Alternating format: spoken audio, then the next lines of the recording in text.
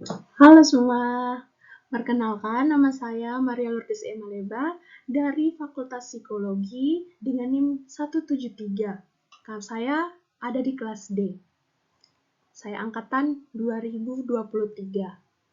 Nah, pada kesempatan kali ini teman-teman, saya mau menjelaskan sedikit mengenai Project Citizen ini. Nah, jadi Project Citizen ini kita menganalisis tentang masalah-masalah sosial di lingkungan sekitar kita.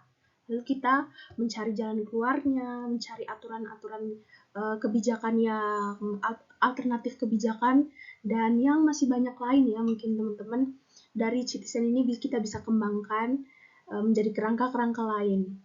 Pada hari ini saya akan membahas mengenai masalah sosial yang ada di lingkungan sekitar saya, teman-teman. Kebetulan saya ini tinggal di kos, saya anak rantau, teman-teman ya. Saya merantau dari Flores Timur ke Malang, dan saya kuliah di Universitas Merdeka Malang tercinta ini ya, guys. Nah, jadi yang pertama saya akan membahas mengenai kurangnya kesadaran warga kos saya namanya Kosping ya, kurangnya kesadaran warga Kosping dalam menaati peraturan yang berlaku. Kita lanjut ke slide selanjutnya ya teman-teman. Jadi kita mengidentifikasi masalah dulu. Masalah yang saya ambil ini adalah masalah di lingkungan kos yang saya tempati. Warga kosnya masih belum menyadari secara penuh tentang aturan kos yang telah disepakati antara warga kos dengan pemilik kos, sehingga lingkungan kos itu menjadi tidak nyaman dan tidak kondusif pastinya teman-teman. Lanjut ke kaidah peraturan. Jadi apa sih teman-teman peraturan itu? Jadi peraturan itu adalah ketentuan, ini menurut KBBI ya, ketentuan yang mengikat warga, kelompok masyarakat, dipakai sebagai panduan, tatanan, dan pengendali tingkah laku yang sesuai dan dapat diterima. Setiap masyarakatnya harus menaati aturan yang berlaku atau ukuran kaidah yang dipakai sebagai tolak ukur untuk menilai dan membandingkan sesuatu. Kita lanjut ke slide berikut. Jadi, kira-kira ya teman-teman, ada aturan. Kenapa ya harus ada aturan itu? Terus tujuannya apa? Nah, dalam lingkup kecil aturan itu kan bisa banyak lingkup ya teman-teman, bisa aturan di mana aja, aturan di masyarakat, aturan di sekolah, aturan di rumah sakit, di semuanya instansi-instansi atau tempat lingkungan kita tinggal itu pasti ada aturan. Nah, secara spesifik nih teman-teman, saya akan membahas tentang tujuan aturan di kos saya itu dibuat. Jadi tujuan yang pertama pastinya aturan kos itu dibuat untuk menciptakan lingkungan yang aman dan nyaman ya, dan teratur bagi para penghuninya. Coba teman-teman bayangkan, kalau seandainya di dalam kos kita itu nggak punya aturan, terus tidak ada aturan yang mengatur kita, jadinya gimana ya teman-teman? Pastinya kehidupan di kos kita itu pastinya jadi berantakan, jadi amburadul. Nah, bahasa gaulnya pasti amburadul ya teman-teman.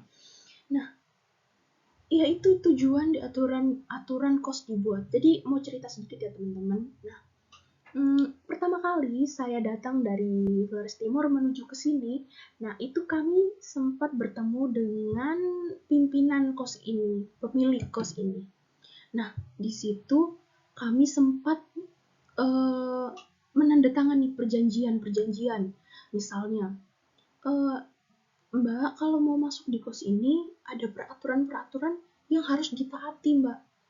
Nah, terus kan otomatis saya bertanya dong, apa saja ya Bu aturannya? Nah, aturan tuh banyak banget di kos ini Mbak. Aturannya yang pertama, ini kan kos perempuan ya Mbak. Jadi yang pertama kita itu nggak boleh membawa laki-laki masuk ke dalam kamar kos. Bener juga teman-teman. Nah, itu kan nggak sesuai sama norma di masyarakat sini ya. Walaupun ya, di kebudayaan masyarakat lain di luar Jawa, misalnya itu dinormalisasikan ya, jadi macam itu kayak gimana ya teman-teman, itu macam sudah menjadi hal yang biasa, Tapi di lingkungannya di Jawa ini itu sangat teman-teman, sangat dilarang untuk seperti itu, karena itu tidak mencerminkan norma-norma yang berada di sini, di lingkungan ini.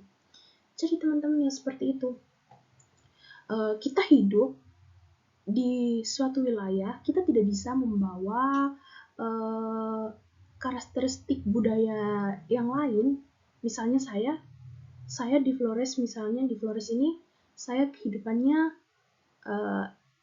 sering bergaul, sering berbaur, suka berbicara dengan nada yang tinggi.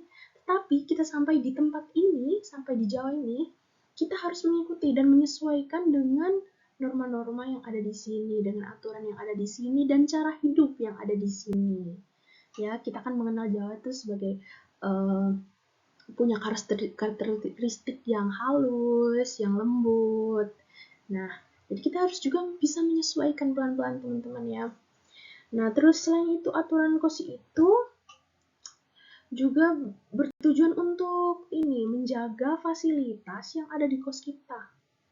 Kita sudah dikasih nih teman-teman kenyamanan, fasilitas yang bagus, yang baik. Aturan kita sebagai kita manusia yang beradab, pastinya kita tahu bisa menjaga barang, menjaga fasilitas yang sudah diberikan sehingga tidak rusak.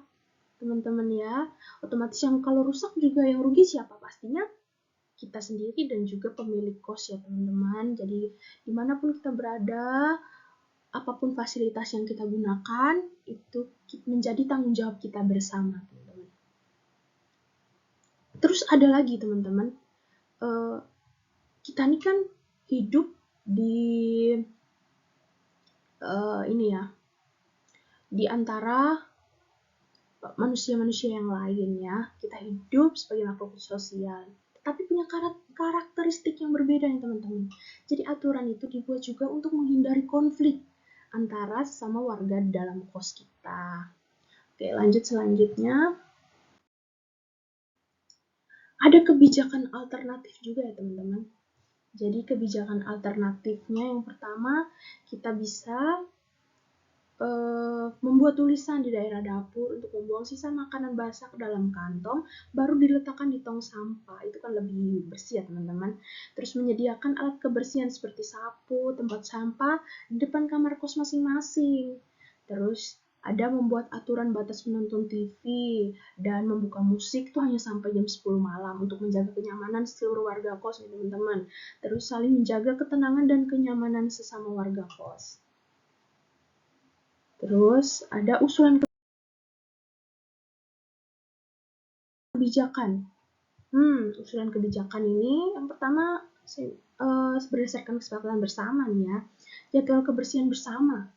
Nah, kita juga menetapkan jadwal rutin untuk membersihkan area-area bersama seperti dapur, kamar mandi, ruang tamu agar tetap terjaga kebersihannya. Kemudian yang kedua ada aturan untuk diam. Menetapkan waktu tenang di malam hari untuk menghormati waktu istirahat semua penghuni.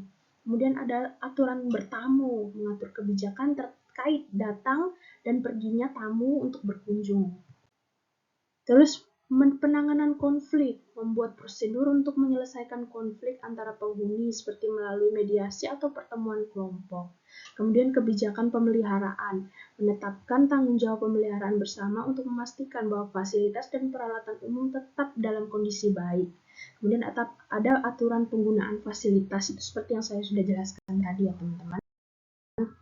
Terus rencana tindakan. Nah, dalam rencana tindakan untuk menerapkan kebijakan tersebut, berikut adalah langkah-langkah yang dapat diambil ya teman-teman. Konsultasi dengan penghuni, ya kita pertama harus melakukan konsultasi dengan penghuni, melakukan pertemuan atau survei dengan penghuni lain. Terus yang kedua bisa penetapan kebijakan, menyusun secara rinci kebijakan-kebijakan yang telah disepakati, termasuk prosedur pelaksanaan dan sanksi untuk pelanggaran. Kemudian pengumuman dan penjelasan. Terus komitmen pemilik dan pengelola ya.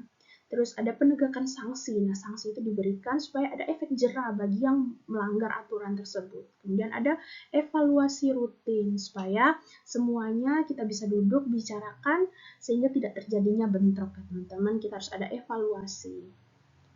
Nah, ini hasil